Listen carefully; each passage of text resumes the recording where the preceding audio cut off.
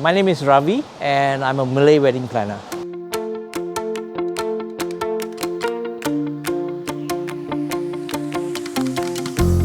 I was looking at it actually past 2 years already, trying to see what I can do to have a good retirement when I no longer can use my muscle memory.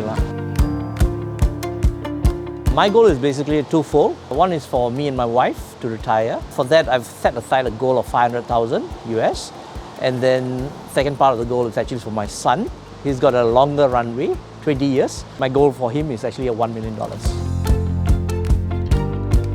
My favorite part in VIP was actually the trade show, because it's the first time I did not just listen to something from TikTok or somebody just recommend or reading up something about a particular company. It's actually going into finding out about the company, especially the things that matter to make a decision to purchase the company.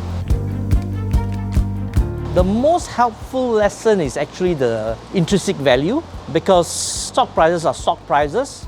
We got to learn that stock prices and the business itself takes a two different personality.